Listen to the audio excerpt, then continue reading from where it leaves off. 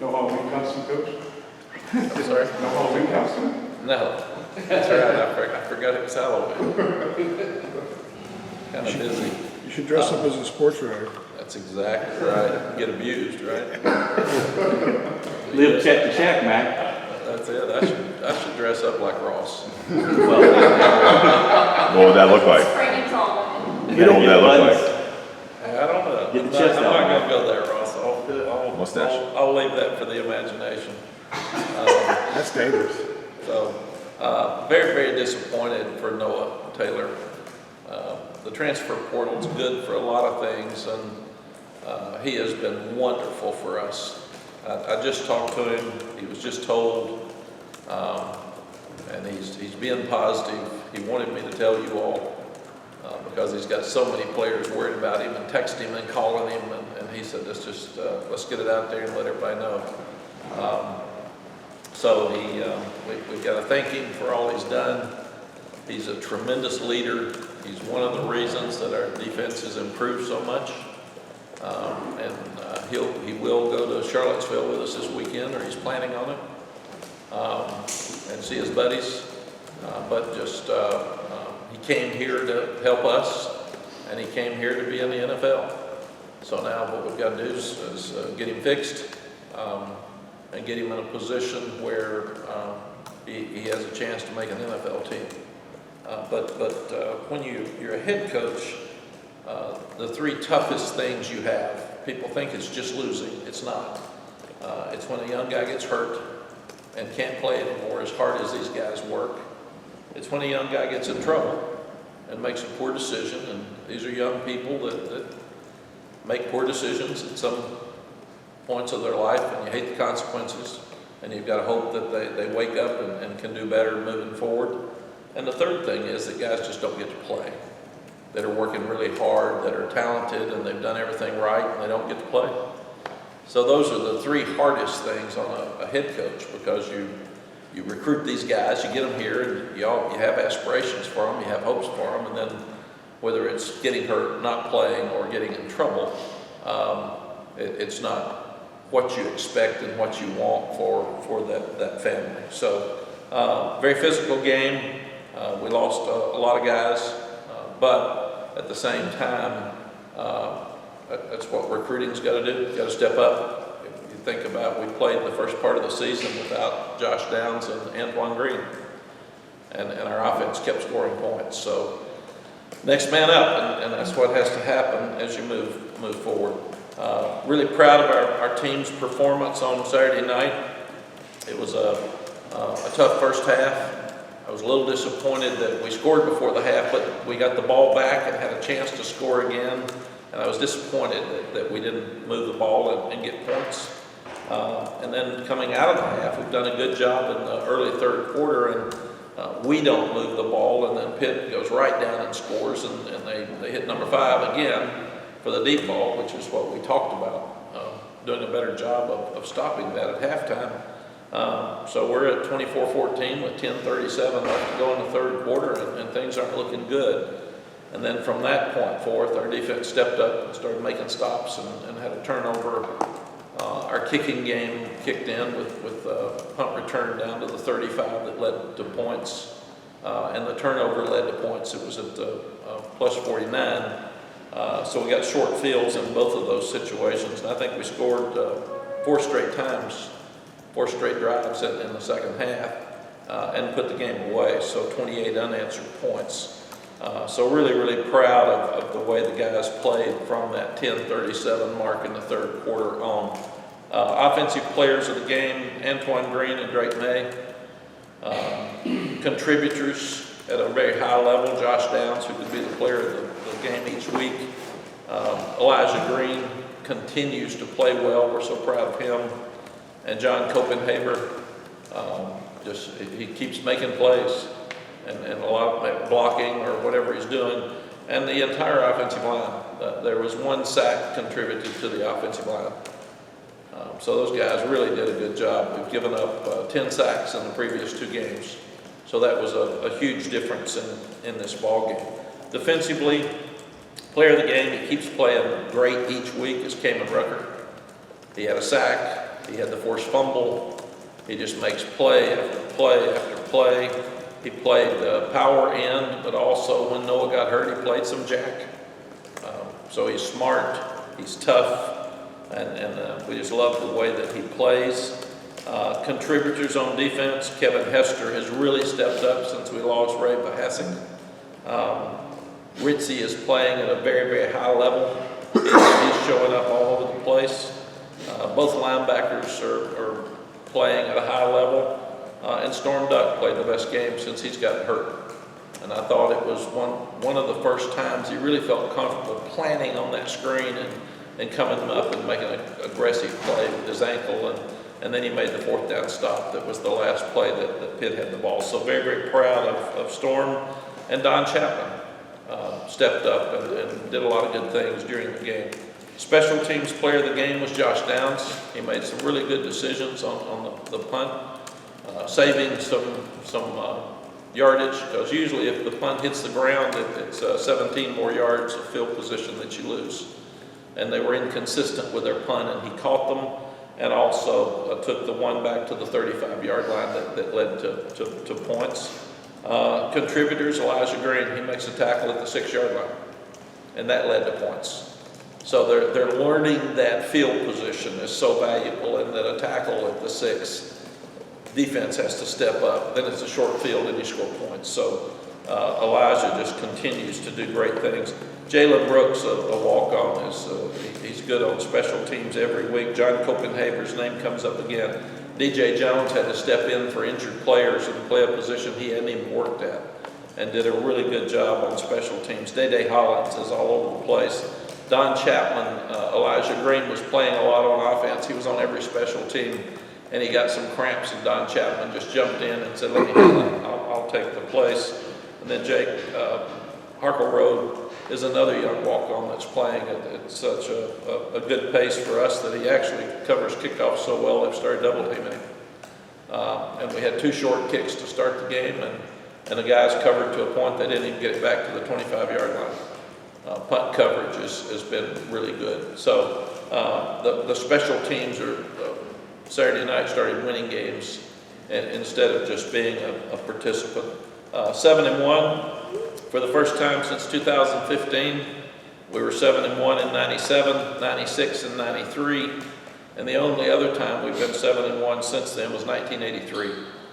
So this team has done some special things to get us to this point of the season. You love to be playing for something in late October, early November. It's important. Again, I congratulate our crowd Saturday night. I thought they were great. I thought they helped us. They picked the guys up, and it was really, really loud. Offensively, one of the things we had not done against Pitt was finish with red zone touchdowns. We were 2 of 6 in the previous 2 overtime games. We were 5 for 5 Saturday night. You don't count the kneel down at the end of the game, but 5 touchdowns and 5 trips to the red zone. So I thought that was a huge difference in the ball game. We were 2 for 3 on 4th downs. We had the one to Josh that was over his head going in before the half. We were 2 for 3, and both of those 4th down conversions led to touchdowns. We were 0 for 6 to start the game on 3rd down, and then 4 for 6 in the second half on 3rd down. So we got much better as the game went on. There's plays like Omarion Hampton fumbles the ball and Corey Gaynor gets on it. That probably saved points. That's a turnover at mid-season, at midfield. There's 2 balls on the ground during the game. Sid Gray gets on one, their fumble, and Corey Gaynor got on ours. So that means we won the turnover ratio 1-0 because of Corey's heads-up play.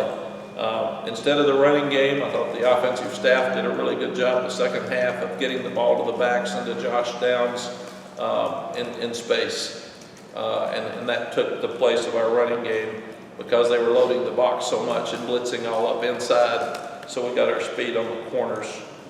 Drake leads the nations in touchdown passes responsible for with 32, and also in total offense, 388 yards. So he's done a great job, and he's got really good players around him. And the offensive line's protecting him, and we've got very good receivers. So Josh Downs and Antoine Green are the first duo in North Carolina history to both record 100 yards receiving in back-to-back games. So another significant accomplishment for those young guys. Defensively, we held the running game in check. It's amazing.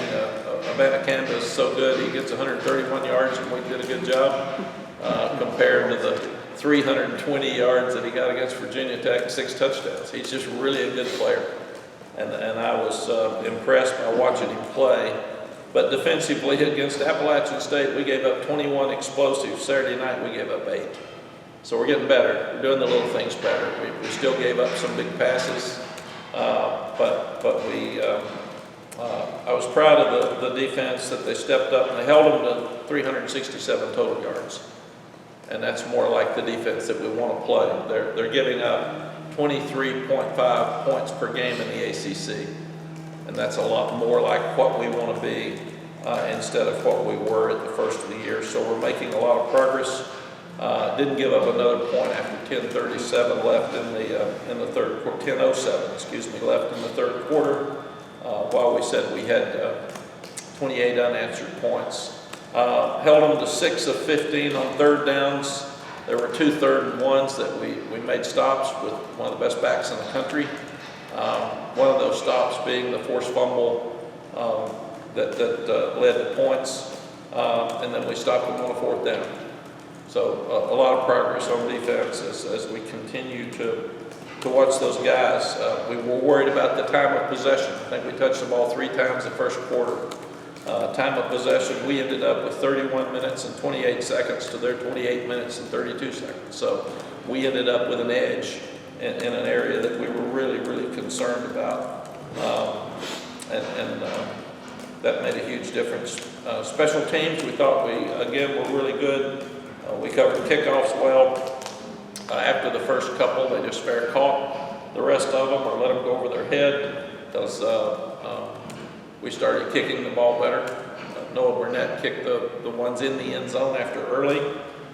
We covered punts well. We talked about Elijah Green's tackle at the -6 leading to points.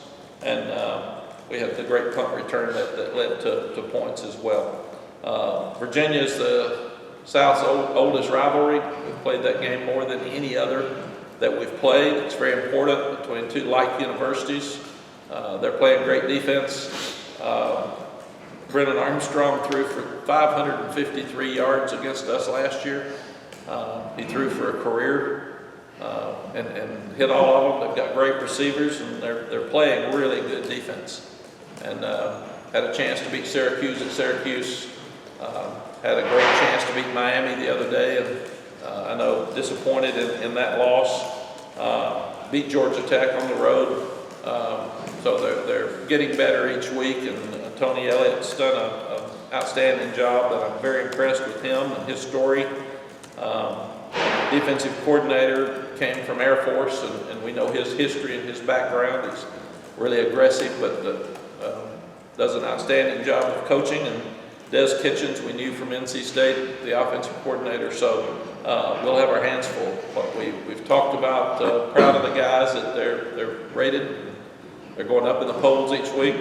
I did ask them yesterday, I said 10 years from now, people aren't going to ask you where you were rated after game 8. They're going to ask you where you were rated at the end of the year. But nobody cares. So good for you, but forget it and move on.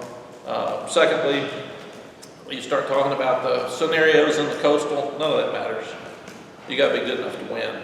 If you win, it takes care of itself. If you don't, it takes care of itself as well. So if you're good enough to win the Coastal, good for you. Go prove it. Don't talk about it. We don't need scenarios. We need to win. And if you're not good enough to win the Coastal, then you don't deserve it. And shouldn't be in the conference championship anyway. And you don't want to back into the conference championship. You want to be good enough to earn the right to go play and have a chance to win. So we've got 4 hard weeks. We have people play us really well and give us their best effort anyway. We have we've gone from being the team that nobody talked about to the one now that's got we got the target on our back. So we're going to get the best out of 4 good teams for the next 4 weeks, and that'll be a fun challenge for us. And obviously, with all these injuries, we're going to have to figure out who plays, and somebody got to step up because you just can't use that as an excuse. You got to go play good. Questions? As wonderful as sports can be, it's also cruel at times, and Noah's experiencing that. Can you share us a little bit more about the conversation, especially the timing, the season you guys are having, and then you guys getting ready to go back up to UVA? Yeah, I talked to him yesterday, and he was in the team meeting, and we basically said that we want you to be one of the captains, and we want you to go with us and travel, and we don't take injured players. So he's different. This is unique. And he actually, I talked to him 5 minutes ago, and he had just been told by the doctors. And he said that he's obviously disappointed. And he said, all the players are so worried about me that they're all texting and asking me, can you please tell the media, and can you please tell the players I'll be okay, but I'm going to have an operation and I'm out for the year. And he doesn't have another year. So unlike British, he can't come back. He redshirted while he was at Virginia. So I told him, you've been an unbelievable leader for us, and I'm so sorry. And this worked, and it's been great. Now we got to get you well and get you ready for the NFL. And I want you to keep leading, because that's something that you've done so well for us. Who do you look to kind of fill his role in his place? In Chris Collins, Kay Ruckers? Yeah, Gene will talk to you some about that, Ross. But Chris Collins played really well the other night because Noah came out so early. Kamen Rucker went over and played some, but Malachi Hambrick played a lot. So we've just got to keep doing that. We've got to look at, with Dez out this week, Kamen came out of the game with a sore shoulder. So we'll probably have to look at Jabari Ritzie some at power end. We're also seeing Jacoby Cowens playing better. He had a pressure and hit the quarterback once on Saturday night. And we may have to look at Bo Atkinson some too here at the end of the year, because that's where Bo's playing. And you mentioned all the national attention you're starting to get. It really seemed to reach a tipping point after Drake's performance, especially a lot of Heisman buzz. He's leading and tied for total passing touchdowns, offense, all the stuff you said. Is there a way to start some mid-season Heisman campaign? How do you approach that? I mean, it's great attention for your university. It's kind of an interesting topic right now. I don't know, Jeremy, you've done this more than anything else. I feel like that it takes care of itself if everybody knows he's good, and he was kind of the hype early, and then people are wondering when he was going to mess up. There's a freshman game in there somewhere, and so far he hadn't done that. So I think he just keeps doing what he's doing, and people keep looking at it, and it is what it is, but he's starting to be recognized as one of the best in the country, and I think that's a positive note for us and him. And I really, you worry about a guy that young getting that much attention, but Ross, I don't think it bothers him at all. You all see him all the time, and he's never different from me. He's still mad that he missed 2 passes in the game from Saturday night. I get amazed that you get so into the game. After the game, I see the stats. I see he throws for that many yards and 5 touchdowns. I mean, you just don't think about it. During the game, he makes it look so easy. So, but I think the award stuff takes care of itself. We've just got to keep winning. Does Drake's performances, I mean, you've had a lot of freshman quarterbacks over the years. Does he rank anywhere near the top as the top freshman quarterback you've ever had a chance to coach? Yeah, he really is. You start talking about guys like Vince Young. You start talking about Colt McCoy. These are guys that are really good players. He's obviously in that mix. I think he's as good as anybody this early at running and throwing. Mack, you were just talking about the coach role and the need win not scenarios. I think last week you kind of said, don't talk about it. I know you tell the kids that, but they are kids. Get excited, whatever. Do you think they're receptive to that message the way you want them to be? I think they are. I told them to enjoy Pitt till tomorrow night. Till last night. Get through dinner, and then you gotta start on next week, and I show them each week now the heartbreaks of teams that are ranked and getting beaten. And I said, those teams all sat here, ranked real high last Sunday, and then here they are with devastating losses.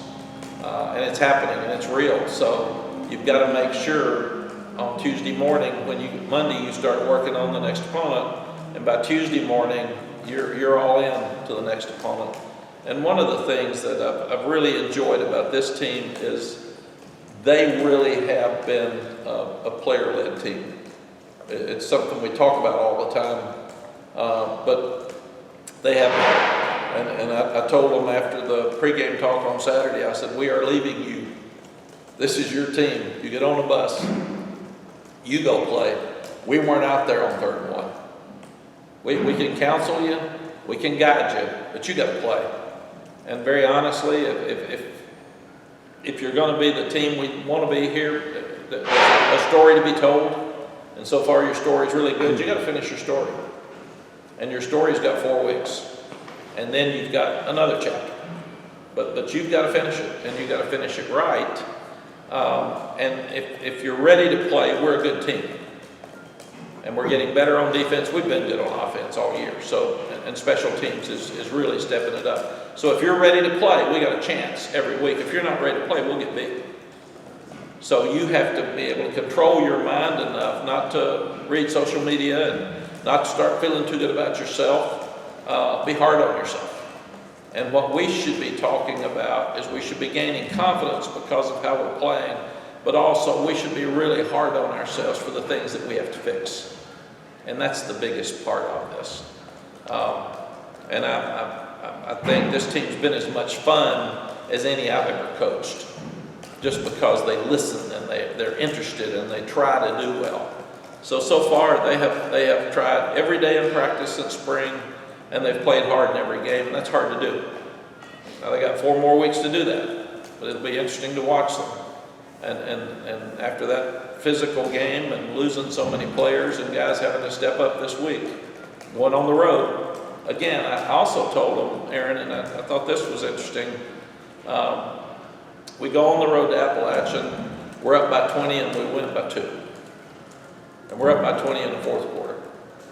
We go to Georgia State, we're up by 18, and we get in trouble. We turn the ball over at App State to get their momentum going. We turn the ball over at Georgia State 3 times, get their momentum going, and then the defense steps up and saves us in the 4th quarter.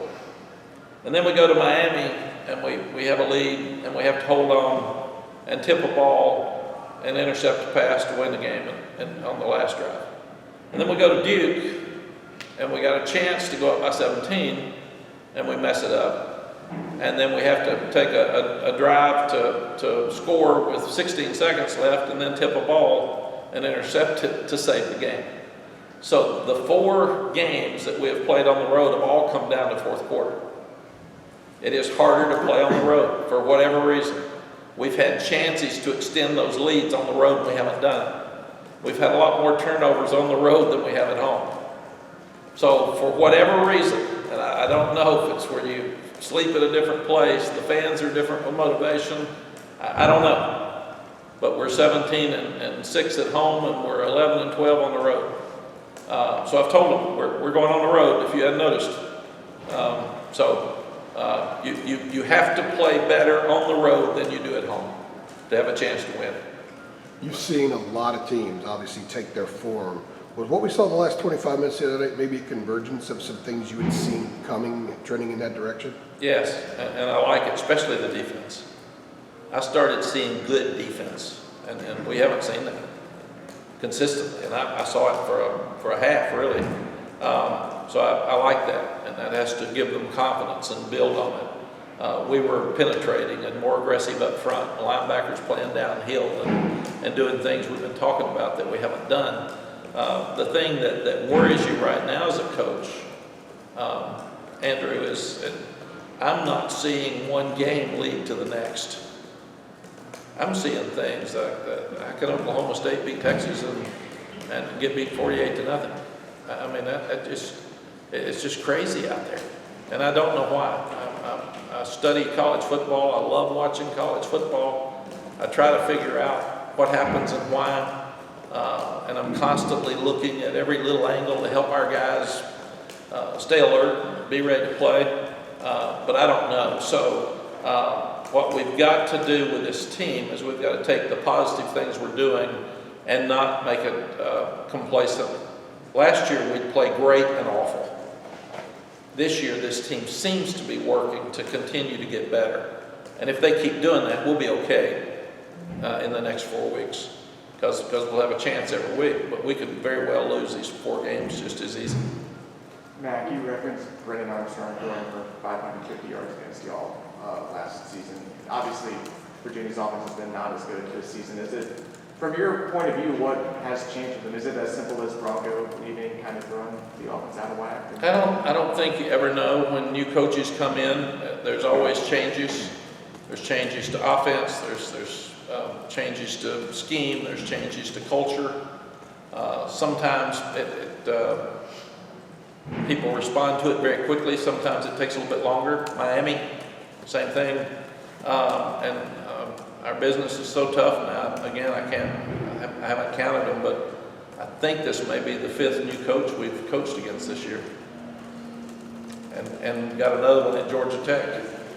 So it's just crazy. Is this the 4th or 5th? It'll be good. This is the 5th, and 6 of our 12 games will have a new coach by the time we play them, which is not a good look for college football.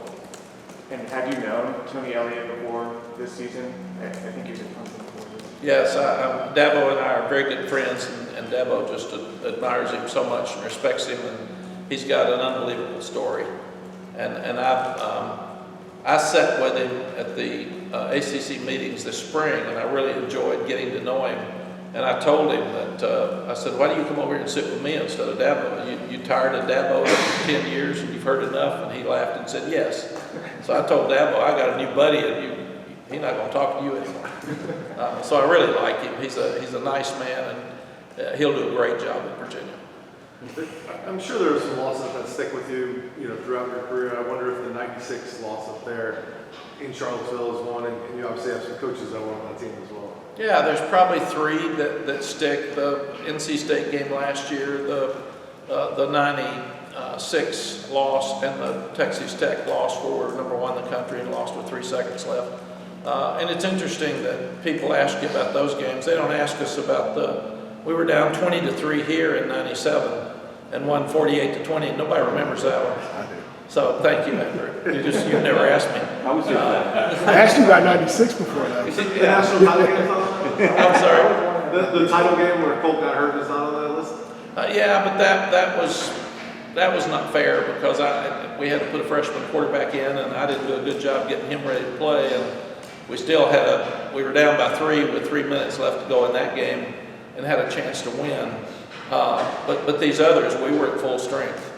I don't count Colts because that was just, I didn't think that was fair to college football fans, because what a great game that would have been if Colt had been able to play, because it was still a great game and we just lost. But when you're number 1 in the country and you lose to Tech with 3 seconds left, when you score with 1:24 left, you don't forget that one. When you blow a 9-point lead with 1:57 left at State, you don't forget that one.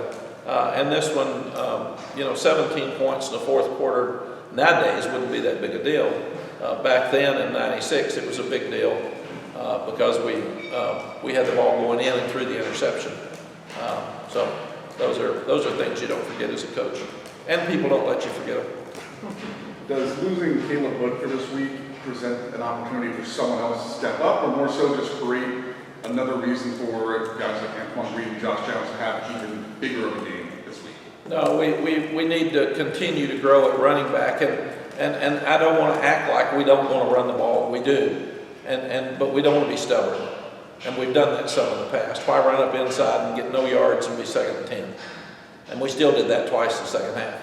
But in the 4-minute offense, Omarion Hampton came in and made some yards twice to make a first down on short yardage, and then make 6-8 yards to kill the clock at the end. So it gives a chance for George Pettaway to come on DJ Jones is healthy now again, so he gets a chance to step up, and Omarion has been good, and I'm so proud of Elijah Green. He's just like a poster player for doing everything right at a time where we're living in selfishness and transfer portal, and I don't get to play. I'm pouting in the locker room after the game.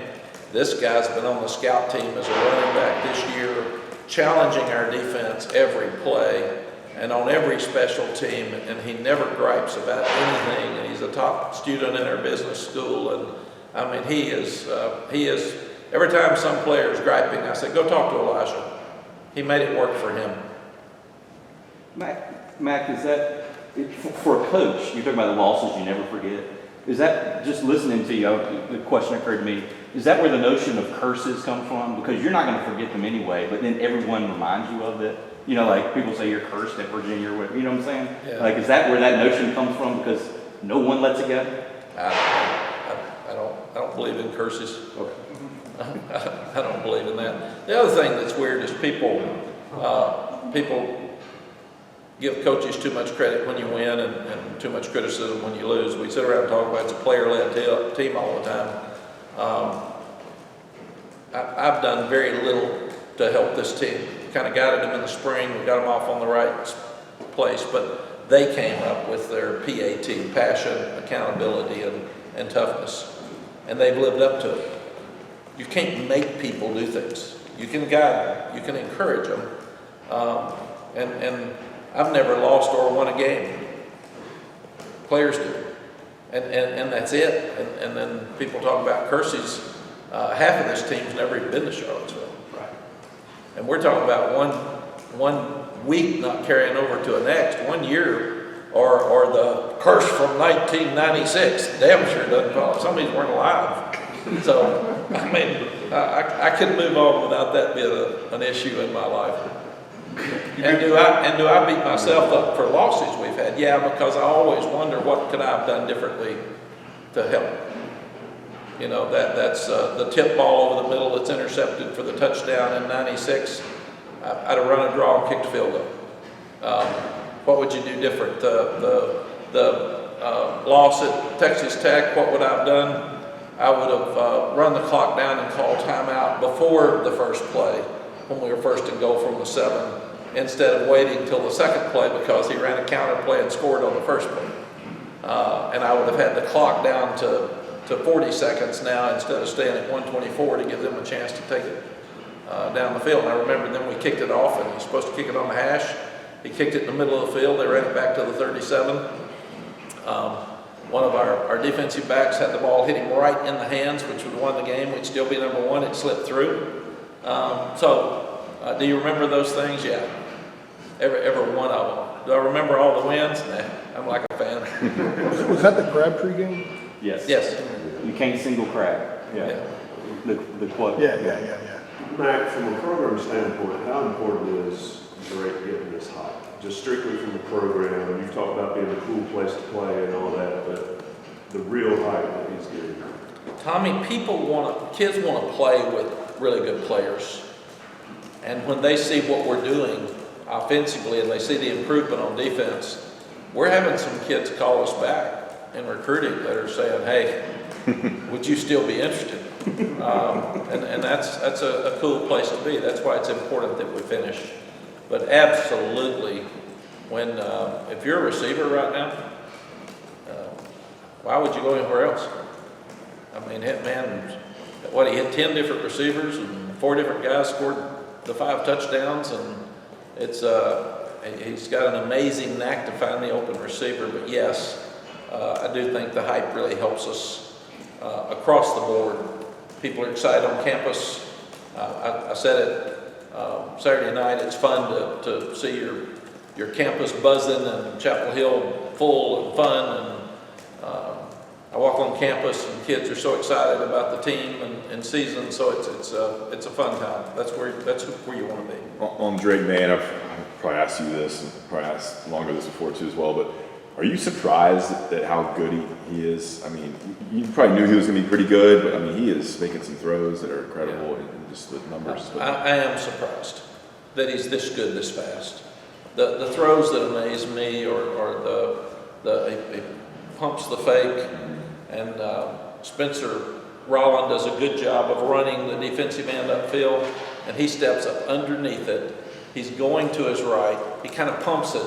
The defensive back for Pitt falls down, and then he just lays it up to a perfect throw to Josh. That's hard to do. Another one is he gets outside the pocket to his left, and he's headed toward our bench, and Antoine Green's downfield, and he very easily throws to his left, back across his body, and hits a strike. Those are things that just, just the pass to Kamari Morales, the corner route, when he caught it inches in. I mean, it's like it's perfect. So he just has a knack with a quick release, and he has a knack of putting the ball where it's easiest to catch. Those deep balls to Antoine Green, the throw to Josh.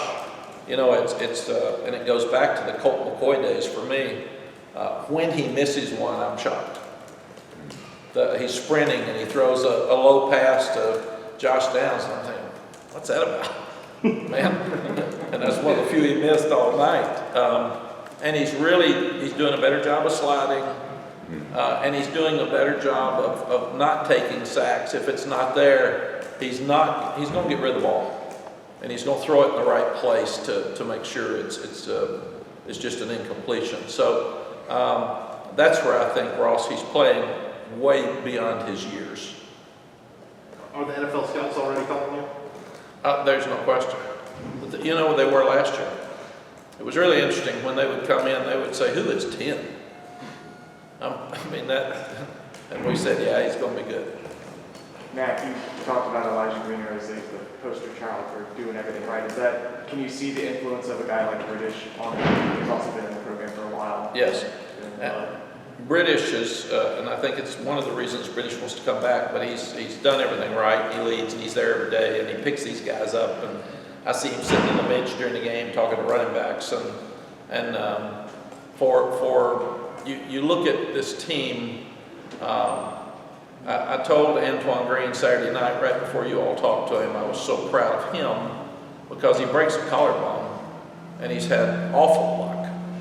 And here he's thinking he may never play. And he wants to be a great senior, and he wants to have a tremendous pro career. He may be through when he's laying out there on that field.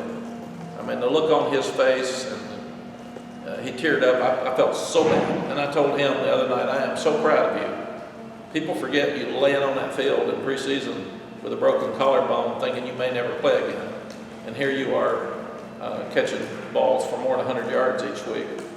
British, leader, captain, only running back in our room with much experience. He gets hurt. And again, he picks you up because he's being so positive. And then you look at Ty Lee, as sad as that is, and as much as he's fighting for his life with cancer, it's been a great message to the rest of us. We need to lift him up, but don't worry about a bad knee. Here's a guy fighting for his life, and Ty Lee is at everything. He's at every practice. He had his treatments last week. He gets nauseous after his treatments. He will not stay at home. We tried to get him to stay at home, and he said, "I'm good, Coach. I need to be out here." And he works out every day with the trainers. So there's just been some really good messages that all of us have learned to experience this year and step up and understand that our lives are in pretty good shape. Mack, I know I asked you the other night about if it was starting to feel like a special season. This is kind of the same thing, but as you measure the progress of your team, I mean, this is beyond the X's and O's, obviously, but, can you point to a point in the season and then compare it to now to where the belief might be greater than it is? Can you see the belief and the confidence or whatever that we're going to figure out a way to win this game like you did Saturday night? Can you see that or feel it developing and growing as you continue to win these games? Yes, Adam, absolutely. What you want, you're so proud of. When you walk in that team meeting on Sunday after a game, you want them happy and to feel good about themselves. And last year, there were 7 times we didn't, and 6 times we did. I mean, and right now, they are so happy on Sundays. They're laughing, they're singing. We play gospel music on Sunday, and they're all singing their gospel music and clapping when I walk into those meetings, because it's Sunday. It's church. But they're having fun. And one of the most important things, especially at this stage in my life, is that your team has fun. And that's hard to do anymore. There's so much pressure, and not everybody gets to play. So for me as a coach, we said that our common goals for us would be that we want everybody to have fun, we want everybody to graduate, we want to win all the games, and we want to have everybody in there prepare better for life after football. And this group is embracing that, and they're really enjoying each other and pulling for each other and having fun. And I saw Justin Olson's not playing very much right now. When Josh Downs came out and kind of held his hamstring, Justin came over and said, "You okay? Can I help you or do something?" And that's the way this team's doing. It's I've taken more time. Jacoby Criswell, I mean, he is so positive and helps Drake so much. He comes out of the game and he and Drake slap hands coming out. It's just it's been a fun team because the kids are really, really trying to help each other and do what's best for this team. Is that maybe why you point? You said not to disparage last year, but is that maybe why you point to last year? Just because you compare the two feelings? Yeah, and last year had some great players that were great kids that tried hard, and there were times that it worked. Yeah. It was just so inconsistent.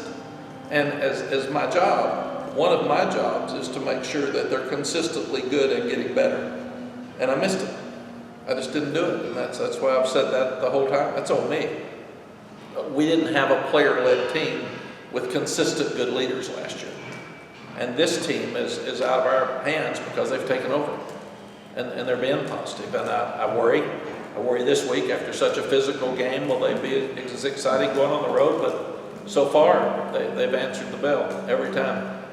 I was going to say, how did you keep the defense from getting discouraged early on? Like you're talking about belief. How did you keep it from going totally opposite and them feeling like they couldn't improve, they wouldn't be any better than what they were? See, it's a great question because we were bad. I mean, at times, and then right now, modern day, we get overreactions with social media to a point that they hurt it all. So I think all of the credit should go to Gene Chiswick and the defensive coaches because they stayed positive more than me. I mean, I'm in there asking them some hard questions, and they're saying, "We're okay, we're good. We got to do this better. We got to do this better." But when Gene took to his accountability Sunday, and he took every play that we did well and showed them why, and this is who we want to be, and took every play that was a struggle and showed this or this player messed that up, and we've got to fix that. The other 9 did what you're supposed to do, and you were good, but we got to fix this, and you too have to fix it. And then he would say, I thought it worked so well when he said, "This was a bad call. I put you in an impossible position, and you saved me. But that explosive play's on me because it was a bad call." So I thought Gene's confident. He's won 2 national championships, so he walks into the room with credibility. He is the ultimate positive guy. He's got very strong faith, and they really believe in him. And the other coaches do too. When you think about Charlton and he had worked together, Tommy Thigpen and he had worked together, so that they know this before. So I think all that credit should go to Gene and that staff for staying positive, even more than me. Because like I said, I've been hard on them. And they've responded. "We're going to hang in there, Coach. We're going to be good. We're fine. We got to fix some things." I said, "Yeah, fast, man. Help me." But they are. I really love watching our defense the second half the other night. I love watching them get better, and that's what coaching's about. You're supposed to take your team and help them get better. And when they're getting better, and to challenge Coach Longo and the offensive staff on going for fourth downs and getting better on third down, but mostly scoring touchdowns instead of field goals. They've done it. They're doing what we're asking them to do. So I really like the way this staff's working together and the positive attitude that they have. I just, again, I heard 5 minutes ago that Noah was out for the season, so I had to stick my head in with Gene and say, have you heard Noah's out? And he said, yeah, I just did. And he's already, here's what we're going to do. And here's what we'll do. We've got to take care of Noah, but here's what we've got to do on the field on Saturday, Coach. We'll be fine. We got to move on. So that's just what coaching is. 2 follow-up questions. First, you mentioned before when we asked about Drake May and his ability to be so good about recruits calling back. Are you telling me recruits, yeah, we are open to you being part of UNC football, or once they say we don't want anything to do with you, goodbye? It's case by case. You know, you look at it, and if number one, maybe we committed somebody better. So, but we will obviously take every call and look at it, and then make decisions on what's best for our team. The second question, you mentioned before Elijah Green being part of that scouting team of making the defense better. Are there any other guys you've seen develop and help the defense get better because they've been a part of that offensive scouting team? Yeah, there's a lot of young offensive linemen that are down there working, and we've had we're getting some injuries, so that's going to hurt us some here at the end with we call it our show team. But we've had guys like Tamari Fox. You've had Keyshawn Silver goes down some. Jacoby Cowan's been down there some. I mean, these guys, Bo Atkinson, like we talked about, we've had the best show teams to show us the other teams' plays and defenses that we've ever had. And again, that's a product of recruiting. So to handle the injuries that we've been hit with here at the end, the only way that this has a chance to save us is that we've recruited well enough, and there's young guys that have to play beyond their years here and are going to have to help us get through this. We couldn't have done this our first year. If we'd had this many people hurt, we'd be through. You guys good? Yep. Anything else? Thanks, Coach.